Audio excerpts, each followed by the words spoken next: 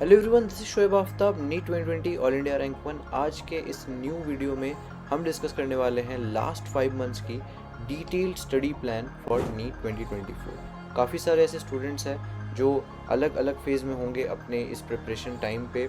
कुछ लोग ड्रॉपर्स होंगे, कुछ लोग फर्स्ट अटेम्प्ट वाले स्टूडेंट्स होंगे। जितने भी स्टूडेंट्स हैं, मैं सबके लिए आज एक कॉमन प्लान बताने वाला हूँ।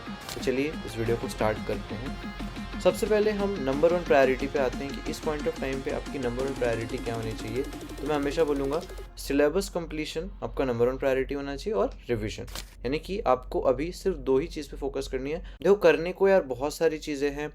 आप बैकलॉग पे काम कर सकते हो, आप एक्स्ट्रा बुक्स वगैरह सॉल्व कर सकते हो, आप एक्स्ट्रा पेपर सॉल्व कर सकते हो, लेकिन सबसे ज़्यादा इंपॉर्टेंट है कि आप मेनली अभी दो चीज़ों पे फोकस करो। वो है जल्दी से जल्दी, अगर आपका कुछ सिलेबस बचा हुआ है, कुछ पार्ट करना बाकी है, तो उसको कंप्लीट करना और रिवीजन पे फोकस करना है। कि यार आप जितनी जल्दी आप पुराने वाले पार्ट को बार बार रिवाइज कर पाओगे, मल्टीपल बार रिवाइज कर पाओगे, उतना ज़्यादा आपका जो पूरा प्रिपरेशन है वो स्ट्रांग हो जाएगा। तो चलो यार दिसंबर वाले पार्ट पे आते हैं। दिसंबर में मैं आपको रिकमेंड करूँगा इस पॉइंट ऑफ टाइम पे, दिसंबर मंथ में अभी जो भी 25-26 डेज़ के आसपास बचे हैं, आप 12th सिलेबस को कंप्लीट कर लो। जैन में जब आप जनवरी में जाओगे तो आप 11th सिलेबस कर लो, ठीक है।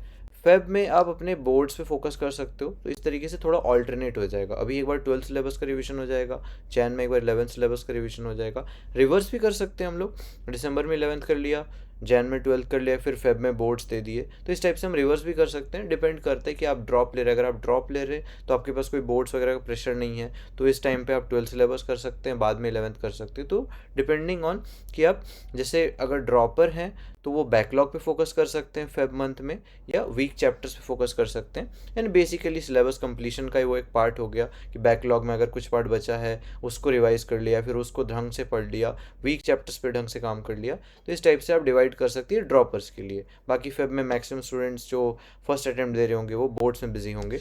मार्च और अप्रैल को मैं कहूँगा कि आप एक्सक्लूसिवली रिजर्व रखो मॉक टेस्ट अपियरेंस के लिए। यार मॉक टेस्ट इतना क्यों इंपॉर्टेंट है? क्योंकि आपका जो फाइनल नीट स्कोर आएगा उसमें आप किस तरीके से मॉक टेस्ट पेपर को अटेम्प्ट करते हैं, आपकी स्पीड कितनी है, आपकी एक्यूरेसी कितनी है, सिले मिस्टेक्स कितने कम होते हैं, बबलिंग आपने किस टाइप से किया है, बबलिंग मिस्टेक्स नहीं कर रहे हैं। इन सब चीज़ों से काफ़ी हद तक आपका फाइनल स्कोर इम्पैक्ट होने वाला है। यहाँ पे होगा क्या, अगर आप मॉक टेस्ट नहीं देंगे तो आपका ढंग से प्रैक्टिस नहीं हो पाएगा। आपके नॉलेज के अकॉर्डिंग लेट से आपके जो भी मार्क्स बनते हैं 650 660, उससे आप 20 30 40 इवन 50 मार्क्स तक पीछे हो सकते हैं अगर आपने एडिक्वेट लेवल पे मॉक टेस्ट प्रैक्टिस नहीं की। वहीं एक स्टूडेंट जिसकी नॉलेज शायद थोड़ी कम है बट उसकी मॉक टेस्ट प्रैक्टिस बहुत अच्छी है, उसने बहुत सारे मॉक पेपर्स लगा रखे हैं, तो सिर्फ मॉक टेस्ट प्रैक्टिस के थ्रू ही ऐसे ऐसे क्वेश्चंस आ जाते हैं जो शायद आपके टॉपिक्स में कवर नहीं हुए थे या फिर आपने उसको ढंग से नहीं पढ़ा, बट फिर भी यार आप उस पार्ट को भी सही कर सकते हो एग्जाम टाइम पे। कैसे? क्योंकि मॉक टेस्ट में आपके कुछ क्वेश्चंस होते हैं जो गलत होते हैं, जो शायद आपने टॉपिक में कवर नहीं किया, बट क्योंकि आपने वो चीज़ मॉक टेस्ट में देख रखी है, आपने क्वेश्चन गलत कर रखा है, तो गलत करी हुई चीज़ें माइंड में ज़्यादा टाइम तक याद रहती है। तो इस वजह से मैं बोलूँगा बहुत सारे मॉक टेस्ट करो, ऑल्टरनेट डे पे मॉक टेस्ट अपेयर करने की कोशिश करो, या फिर डेली मॉक टेस्ट। वो डिपेंड करता है कि आप किस टाइप में कंफर्टेबल हैं, किस किस टाइप के मॉक टेस्ट आपको करने हैं। तो मैं कहूँगा पार्ट सिलेबस वाले मॉक टेस्ट आपको ज़रूर करने हैं, क्योंकि अगर आप स्टार्टिंग से ही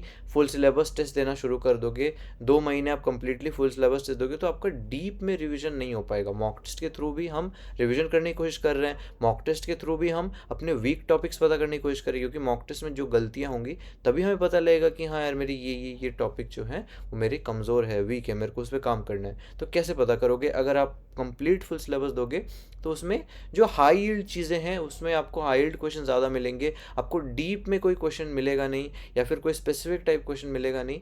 तो उससे क्या होगा, आपको कुछ भी आइडिया आपको ढंग से नहीं लग पाएगा।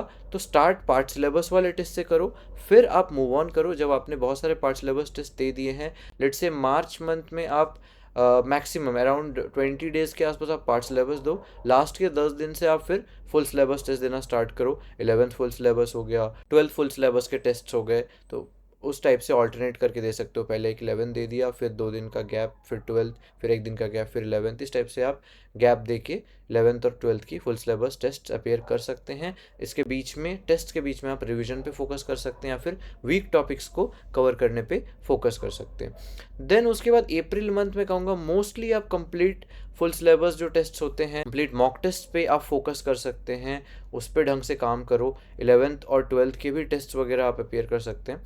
तो इस टाइप से आप इसको पूरा प्लान कर सकते हैं। So that was it. मैं बस एक बार और फिर से रिमाइंड करना चाहूँगा कि नीट जो है अब बहुत दूर नहीं है, आपके पास सिर्फ 5 महीने बचे हैं इस पॉइंट ऑफ टाइम पे। बस मैं स्टडी टाइम का बता दूँ, इसमें कोई स्टडी टाइम नहीं है। अगर कोई स्टूडेंट मेरे से पूछता है अभी कि मैं कितने घंटे पढूं, अभी अब वो टाइम नहीं रहा। अगर आप अभी प्रिपरेशन स्टार्ट कर रहे होते तो मैं आपको बोलता कि हाँ रोज़ 6 घंटे पढ़ लो, मोर देन इनफ है, 6 घंटे कंसिस्टेंटली पढ़ो। लेकिन इस पॉइंट ऑफ टाइम पे आप जितना पढ़ सकते हो उतना पढ़ो, जितनी बार रिवाइज कर सकते हो मल्टीपल बार रिवाइज करो। आप 10 आवर्स पढ़ पा रहे हो, बहुत बढ़िया, उसको और इम्प्रूव करने की कोशिश करो। अगर आप 12 आवर्स कर पा रहे हो तो बहुत बढ़िया। अब 12 से ज़्यादा ऑब्वियसली पॉसिबल नहीं हो पाएगा, मैं आपको ओवर स्ट्रेच करने को भी नहीं कह रहा हूँ, बर्नआउट होने को नहीं कह रहा हूँ। बट हाँ, काफ़ी स्टूडेंट्स ऐसे होंगे जिनके स्कोर्स थोड़े कम आ रहे होंगे, 300 के रेंज में आ रहे होंगे, 400 के रेंज में होंगे। आपका भी सिलेक्शन हो सकता है, आपको बस ज़्यादा से ज़्यादा एफर्ट करना है। मैं ये नहीं कहूँगा कि सबका सिलेक्शन हो जाएगा जिनके 300 या 400 में से आ रहे हैं, बट हाँ उन स्टूडेंट्स में से भी काफ़ी ऐसे स्टूडेंट्स होंगे जो इस पॉइंट ऑफ टाइम से बहुत डेडिकेटेडली सीरियस होकर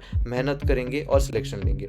तो अगर आप उनमें हैं तो डेफिनेटली आप इस चीज़ को फोड़ सकते हैं। वीडियो को लाइक ज़रूर कर देना, अपने फ्रेंड्स के साथ जो शेयर करना, और ये जो चैनल है इसको सब्सक्राइब करके बेल बटन पे नोटिफिकेशन पे ज़रूर क्लिक करना। मिलते हैं ऐसे ही वीडियोस के साथ अगले वीडियो में, तब तक के लिए बाय बाय।